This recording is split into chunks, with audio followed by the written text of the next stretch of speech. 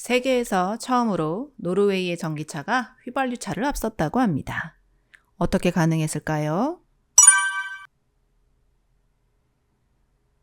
노르웨이 하면 뭐가 떠오르시나요? 바이킹, 백야, 오로라, 피오르, 고등어, 연어 등이 떠오를 것 같은데요. 바이킹의 나라 노르웨이에 대해 알아보겠습니다. 노르웨이는 국토의 대부분이 위도 60도 이상으로 북극권에 닿아 있습니다. 기온이 낮고 농업 가능 기간이 짧아 먹고 살기 어려웠던 바이킹들은 어쩔 수 없이 거친 북해와 북극해로 나아가 고등어 연어를 잡아먹거나 유럽의 다른 지역으로 진출해서 살아갈 수밖에 없었습니다. 1905년 스웨덴으로부터 독립했을 당시 노르웨이는 유럽에서 가장 가난한 나라 중 하나였습니다.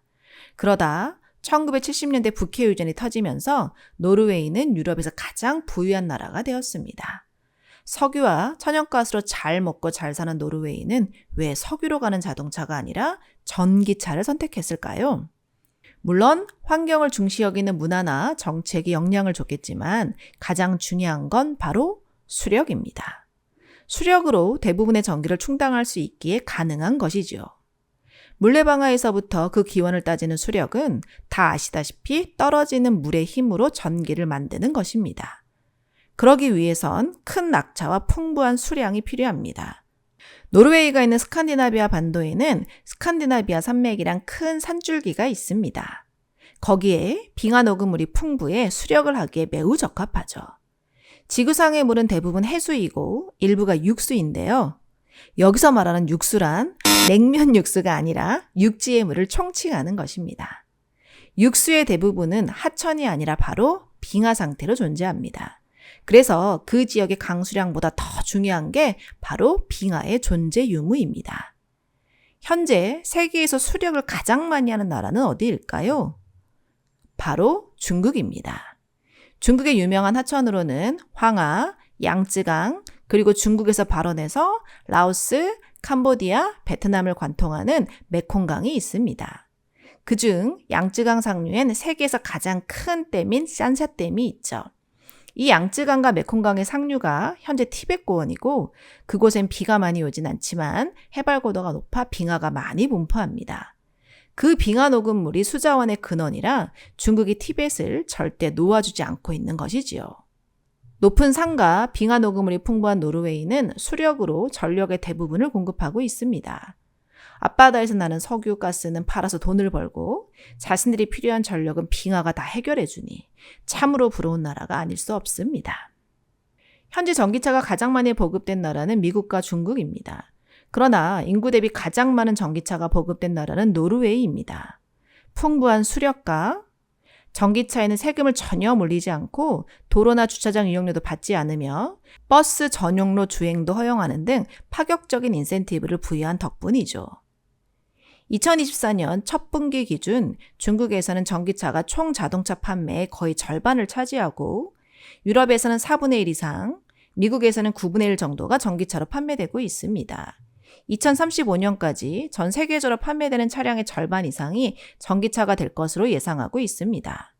물론 현재의 기술 발전과 정책적 지원이 지속된다는 가정하에 나온 전망이지만 속도의 차이가 있을 뿐 전기차 보급이 늘어나는 것은 충분히 예상 가능합니다. 자동차 산업은 영국의 증기 자동차로부터 시작되었습니다. 1834년 영국 귀족 존 스콧 러셀이 만든 증기 자동차가 승객 21명을 태우고 글래스고를 출발했습니다. 그런데 언덕에서 차가 전복되면서 엔진 보일러가 폭발하게 됩니다. 그 과정에서 사망자가 나오는데 이게 세계 최초의 자동차 사망 사고입니다. 자동차 사망자가 발생했으니 증기자동차에 대한 부정적 여론이 들끓었고 증기자동차는 괴물 취급을 받았습니다. 달리는 괴물, 증기자동차에 대한 시민들의 거부감은 점점 커져갔고 그중 가장 강하게 반발한 집단은 당시 대중교통을 담당했던 마차업계였습니다. 증기자동차는 마차보다 빠르고 요금은 마차의 반값이었습니다. 더군다나 말과 달리 지치지 않는 기계에 승객을 빼앗긴 마부들은 일자리를 걱정할 수밖에 없었습니다. 마차 업주들과 마부조합, 그리고 증기자동차의 경쟁자인 철도업계는 말과 사람이 놀라 위험하다는 명목으로 끊임없이 연극의회에 청원을 합니다. 제발 저 괴물을 멈춰줘. 정치인들은 예나 지금이나 여론에 민감합니다. 마차, 철도 업계와 시민 반발을 의식한 영국 의회는 먼저 증기자동차에 마차보다 10배나 비싼 도로 통행세를 물렸습니다. 이어 증기자동차의 최고 속도를 시내에서는 8km, 교외에서는 시속 16km로 제한하는 기관차량 조례를 제정했습니다.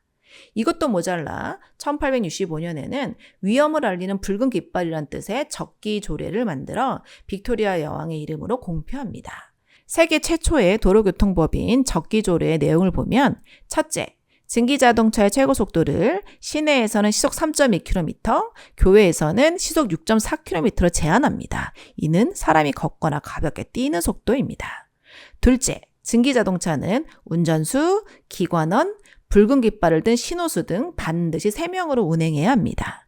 여기서 신호수의 역할이 가장 우스운데 신호수는 차량의 55m 앞에서 걸어가며 마차나 말에 접근했을 때 운전수에게 신호를 보내야 있습니다. 적기 조례로 인해 번창하던 영국의 증기자동차, 증기버스 업계에는 말 그대로 빨간불이 켜졌습니다. 마차보다 느린 증기자동차라니. 과잉 규제라는 논란에도 적기 조례는 1896년에 폐지되기까지 31년간이나 존속되었습니다. 영국이 주춤하는 동안 독일에서는 칼 프리드리히 벤츠가 1885년 세계 최초의 휘발유 자동차를 발명했습니다. 또한 미국에서는 듀리의 형제가 듀리의 모터 외건을 설립했고 올즈모빌, 포드 등이 등장하며 세계 자동차 산업을 선도하게 되었습니다. 19세기 세계 1위 산업국이었던 영국은 적기 조례 이후 시대에 뒤처지게 되고 1900년대에 이르러 그 주의를 미국과 독일에 내어주고 만 것입니다. 오늘날 적기 조례는 어리석인 규제로 산업을 죽인 대표적인 사례로 자주 인용됩니다. 마차를 보호하기 위한 규제가 마차와 자동차 산업을 모두 잃는 결과를 낳았으니까요. 최근에 전기자동차 화재 등으로 전기자동차에 대한 걱정이 커지고 있습니다.